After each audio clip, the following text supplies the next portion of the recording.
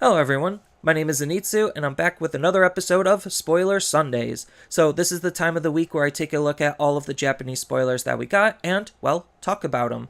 So continuing on with the EX03 spoilers, we got about 20 new cards to talk about this week, and that puts us at near the finish line for what EX3 has to hold, because EX3, like all of the other EX sets, is a smaller set. So there's just going to be less cards in it. Usually before, compared to the other EX sets, they didn't have as much meta relevancy, just because the smaller set size doesn't give us a whole lot of room to be playing around with some of the new strategies that they're trying to introduce. And I think that the strategies that they're trying to introduce in this set are a little bit more fleshed out and finished, so I think it's going to have a little bit more meta relevancy compared to the other EX sets.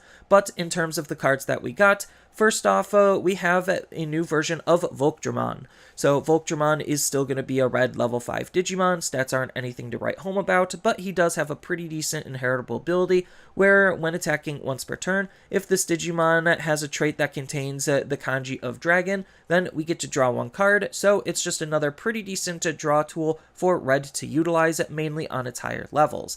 And I think that the card that it's trying to synergize most with is going to be Dorbikman.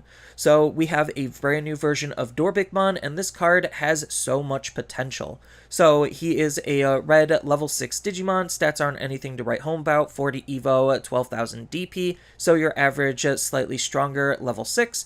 Then what's making him pretty good is the abilities that he has. So he natively has the rush ability, so when you hard play him, he's going to be able to attack right away, which is pretty powerful because he could be extra aggressive compared to a lot of other cards. Then on top of that, he has an on play ability where we get to delete one of the opponent's Digimon with 3000 DP or less. Then for every card in its traits that contains the dragon kanji in this Digimon's inheritable sources, then we get to increase the maximum of DP that he's going to be deleting by 2,000. So the more cards with dragon in its traits underneath him, the stronger it's going to be in terms of what he could possibly delete. Then the most important thing that's making the card as playable as it possibly can is going to be the fact that he does have a Digicross 2 ability, where we get to shove 5 cards with different names, and their traits contain the kanji of dragon in them, to be able to reduce his play cost effectively by 10, so he's just a level 6 that we could hard play for 3, swing right away with, and possibly delete one of the opponent's Digimon.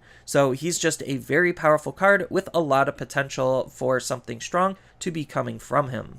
Next, we have a new version of Snow Agumon. So this new version of Snow Agumon is pretty decent because he has a nice inheritable skill, where we basically are going to be taxing the opponent for their evolutions, as long as their Digimon didn't have an inheritable source, which is what we saw the Chris Paledramon stuff playing around with last week.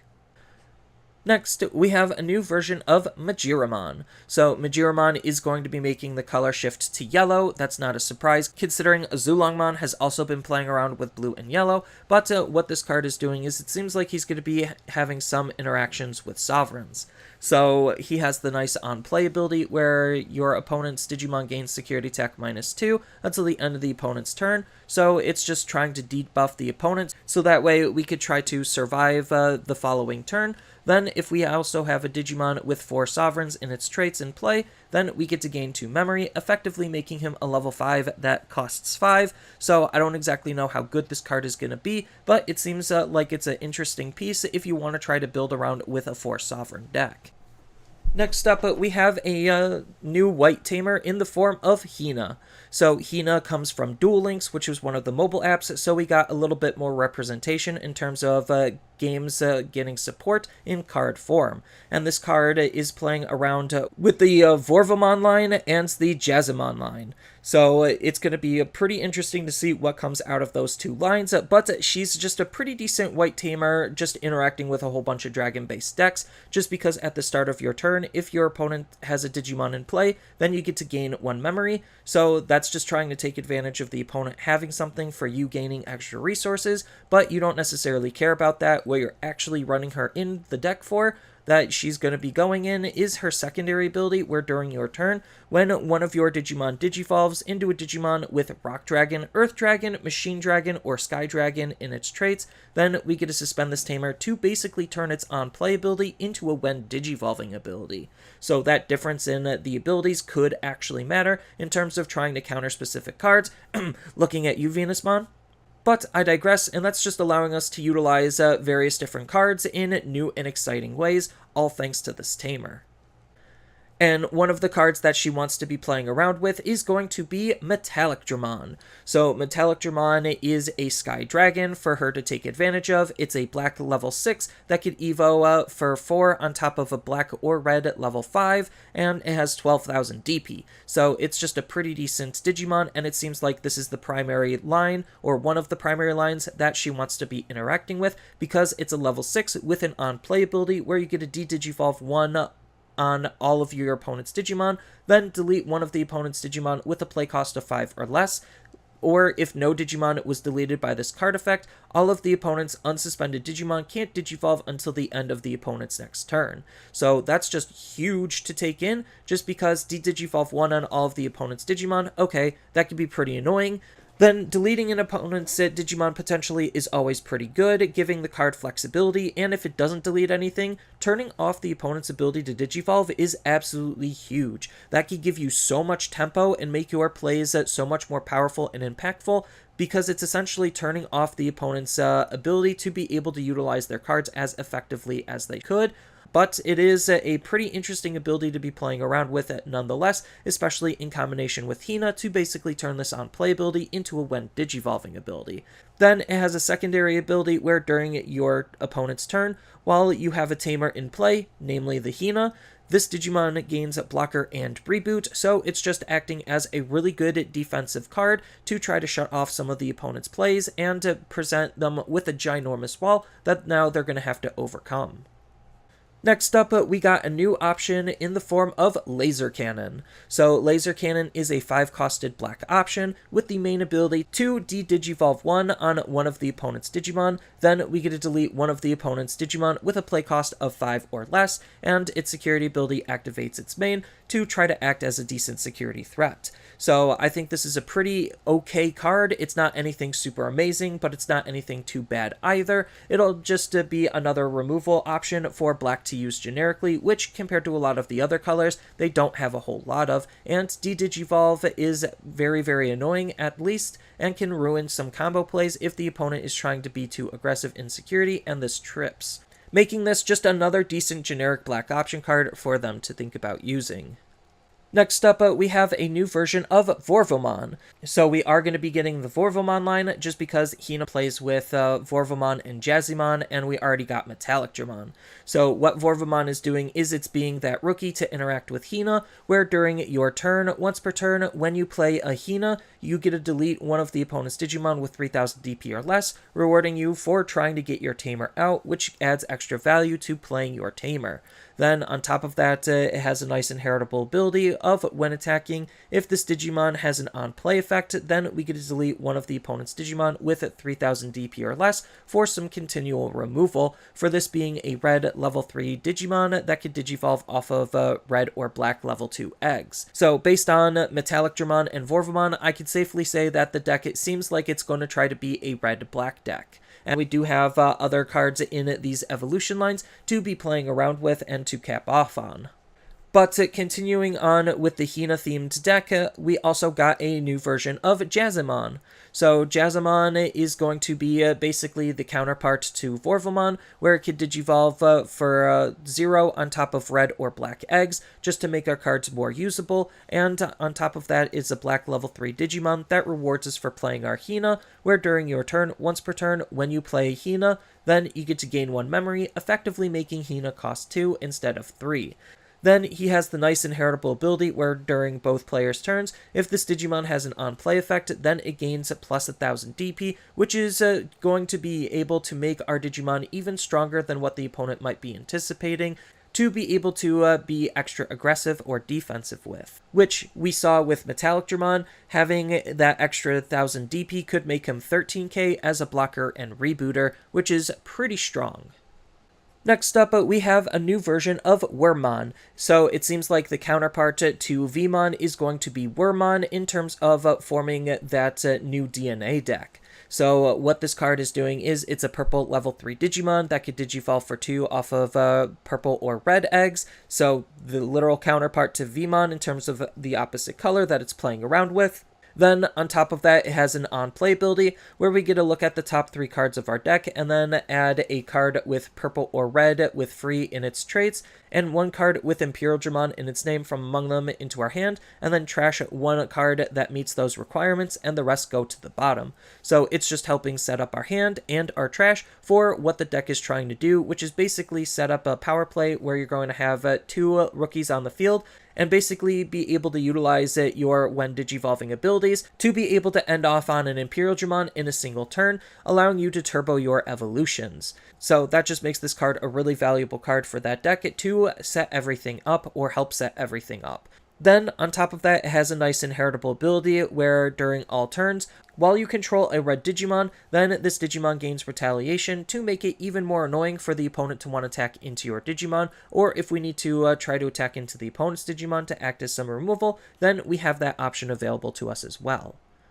And then the counterpart to Flamedramon is going to be Shaderman. So Shaderman, like Flamedramon, is another armor form Digimon that is playing around with trying to turbo your evolutions. So it has this nice when Digivolving ability where you get to activate one of the following effects. So you either get to have one of your other Digimon Digivolve into a red level 4 Digimon with free in its attributes from your trash by paying its Digivolution cost. So just having one of your rookies Digivolve into a Flamedramon is going to be the ideal power play. Or you have the option of this Digimon and another Digimon can DNA Digivolve into a Digimon from your hand by paying its Digivolution cost. So the whole idea is that you're going to Digivolve up into either Flamedramon or Shaderman, then use one of their effects to pull out the other, then use the other part of the modular effect to be able to DNA Digivolve right away with, and then that's going to help you be able to climb your stages and get up into your big boss monster, which is going to be the Imperialdramons. Then it has a nice inheritable ability to set up and trigger our DNA Digivolution, where at the end of the turn, this Digimon and another Digimon may DNA Digivolve into a Digimon card from our hand by paying its DNA Digivolution cost, just making lining up those DNAs a little bit easier. And continuing with this evolution line, next we have a new version of Dorbikman. So Dorbikman is going to be that reverse counterpart to Paildramon that we saw last week, and it's basically doing almost the exact same thing as that Paildramon. So this time it is a level 5 purple and red Digimon that could also Digivolve for 4 off of level 4 purple or red Digimon. But we're almost never going to be doing that because we could just DNA Digivolve into this card for 0 by combining a purple level 4 and a red level 4 stack. Then on top of that, it has a when Digivolving ability where if this Digimon DNA Digivolved, then we get to play 1 Paildramon from our trash for free. So it's doing literally the exact same thing to get another level 5 body out to be able to DNA into our level 6. Then on top of that, it has an on-delete ability where we get to play a Wormmon this time instead of a Vmon from our trash for free. So at worst, it still has the ability to try to set up our field the way it needs to be set up to be able to combo off. Then on top of that, it has an inheritable ability for our higher level Digimon, where during your turn, while this Digimon has Imperialdramon in its name, then we also could attack into the opponent's unsuspended Digimon for some extra added control, which is really, really good. So there's actually value to both Dorbikman and Paildramon, whereas before in previous iterations, Paildramon kinda was just the better of the two, but now they're pretty comparable. And then to pair up with the brand new Imperialdramon Dragon mode that we got last week, we got a new version of Imperialdramon Fighter mode this week. So this version of Imperialdramon Fighter mode is a level 6 purple and red Digimon. It could Digivolve for 5 on top of purple or red level 5s, which is okay, but not how we want to play the card and what the deck wants to do. Because we have the Imperialdramon that wants to Digivolve into this, and this card can Digivolve on top of a Dragon mode for 2, which is a little bit cheaper than 5. Then, what this card is doing is he has a couple of really strong abilities. So he has the Piercing ability Native, which is allowing us to deal damage even when we're deleting the opponent's Digimon. So we combine this with the Dinobimon inheritable to be able to swing into the opponent's Digimon and actually deal damage to them. Then he has a nice when Digivolving ability for when we're going from our Dragon mode into this card, by returning one Imperial Dramon Dragon Mode from this Digimon's Digivolution source to the bottom of our deck. All of the opponent's security effects don't activate this turn. So this is just adding that Delicate Plan type of ability onto this card, but what's even crazier about that is the fact that this is all security abilities and not just options in security. So this is a little bit better than any of the other Delicate Plan-like effects that we already had into the game, especially since we know for a fact he's going to be dealing damage no matter what he's attacking. Then on top of that, when he does eventually get deleted, if he does get deleted, he has an on-delete ability where we get to play a Wormmon and a Vmon from our trash without paying its memory cost to line up our field to be able to go into a brand new Imperial Dramon stack, just because of all of the Turbo Evolution abilities that we have off of our evolution line. Next, going back to that Hina support, we have a new version of Lavorvomon. So Lavorvomon is a level 4 red Digimon that could Digivolve off of red or black level 3s, so it could play with either Jazzymon or Vorvomon. Then on top of that, he has an on-play ability himself because, you know, Hina is playing around with on-play abilities and turning them into when Digivolving abilities, where we get to reveal the top 4 cards of our deck, add one card with Rock Dragon, Earth Dragon, Bird Dragon, Machine Dragon, or Sky Dragon in its traits, and one Hina from among them into our hand, and then the rest go to the bottom in any order. So it's just going to be acting as that deck's dedicated digger to find our important parts and pieces, namely our Hina and some extra Digimon. The cool thing about this card is the fact that Hina could turn that on play into a when Digivolve, but because it costs 4, it's not a bad card that we could just hard play to try to get this search ability off anyway. Then on top of all of that, it has a nice inheritable ability for us to use, where when attacking, if this Digimon has an on play effect, then we get to delete one of the opponent's Digimon with 3000 DP or less, acting as the same type of inheritable ability that Vorvomon was giving us, just with Lavorvomon instead, in case we didn't Digivolve on top of that Digimon previously. And continuing with both of those evolution lines for the Hina deck, we have Jazzardmon. So Jazzardmon is another level 4 where we could either hard play it to get its on-play ability off, or hopefully use Hina to be able to turn its on-play ability into a when Digivolving, again acting as the same thing that we saw before with Lavorvomon, where we get to reveal the top 4 cards of our deck, add one Digimon whose traits contain Rock Dragon, Earth Dragon, Bird Dragon, Machine Dragon, or Sky Dragon in its traits, and one Hina from among them into our hand, and then the rest go to the bottom. So the deck has 2 diggers instead of 1, which is pretty good, looking all for the same type of card. Then its inheritable ability is the same as Jazzymon, where during all turns, if this Digimon has an on-play effect, then it gets plus 1000 DP to further increase the DP range of what we could give our Digimon.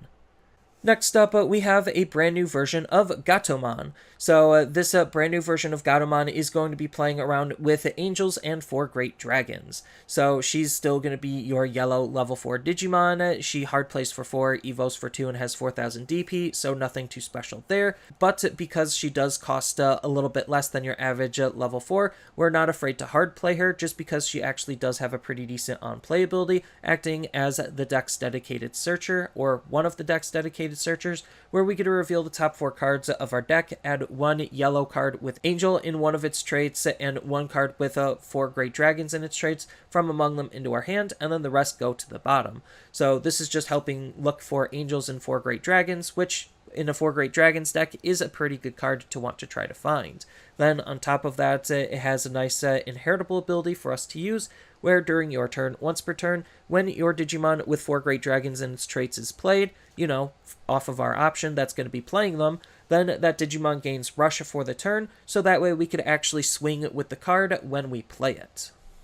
And continuing on that theme of 4 great dragons, we have a new version of Angelwoman. So Angelwoman is going to be the angel the Gatomon kind of wants to search for, but this card is also playing around with 4 great dragons and our 4 great dragons option, just because it's when Digivolving ability states that if we don't have a Trials of the 4 great dragons in our battle area, then we get to place one from our hand to the battle area for free, which is really, really good because the deck is centered around trying to play this big expensive option, so we need easy and efficient ways to be able to play it. Otherwise, the deck is going to be really, really slow and not super great. Then it has a nice secondary ability where during your turn, when you play a Digimon with 4 great dragons and its traits, or you play a Trials of the 4 Great Dragons into the battle area, then one of your opponent's Digimon gets minus 3000 DP for a little bit of extra control for just doing what the deck wants to do. Then on top of that, she has a nice inheritable ability where during your turn, once per turn, when you play a Digimon with 4 Great Dragons in its traits, or you place a Trials of the 4 Great Dragons into your battle area, then one of your opponent's Digimon gets up minus 3000 DP, basically acting the same as its secondary ability in case you're unable to go all the way up the chain, and you have that option to stop at this Angelwoman or go up and still have that same style of ability. And then swapping back over to the Hina deck, we have a new version of Lavorvomon.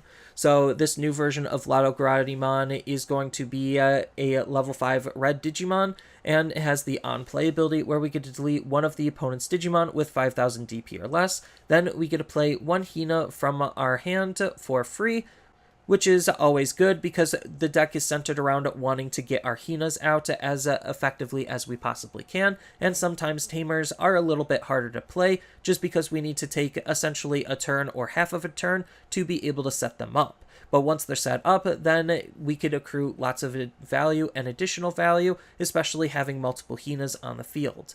Then it has a nice inheritable ability where during all turns, once per turn, when an opponent's Digimon is deleted, if this Digimon has an on-play effect, then we get to gain 1 memory, supporting the whole evolution line where it seems like the red side wants to control the opponent's field by deleting their Digimon, and this just helps us gain some extra benefit for doing so.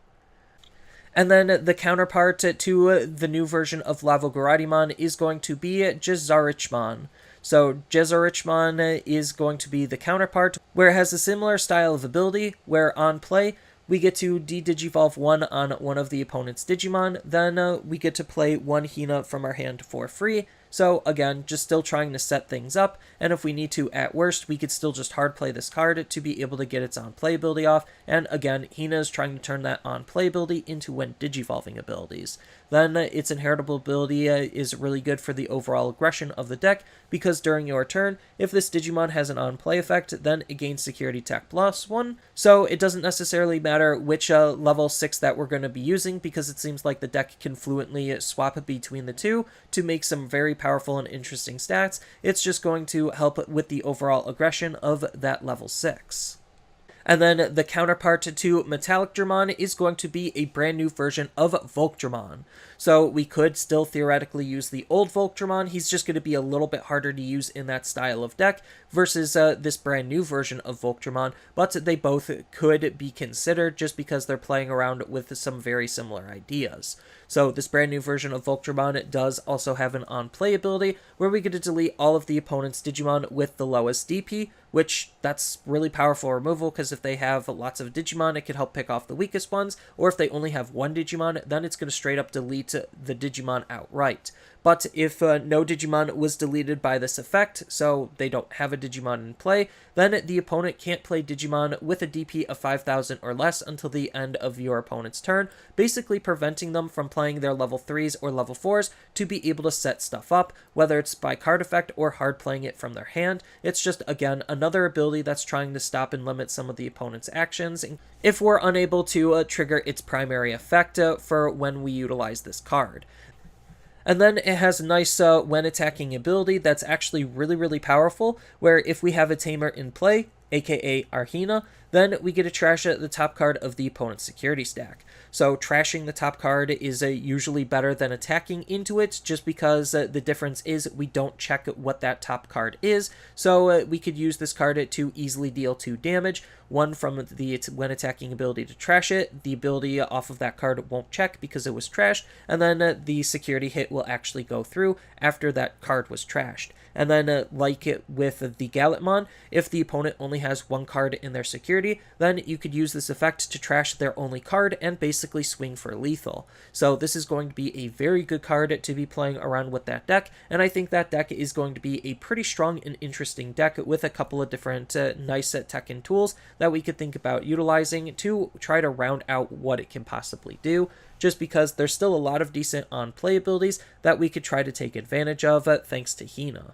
But yeah, for the most part, that's all of the spoilers that we got this week. I think the set is definitely looking to be a lot stronger compared to the other extra sets, and I'm excited to see how the meta is going to shape and develop as a result because of all of these new cards, and I think they're doing a better job at forming decks out of these sets, and having those decks be playable. Some of them might be a little bit on the pushed side, but some of them just seem like the right amount of fun to do some crazy and interesting things, especially with all of the various support that they might have had previously.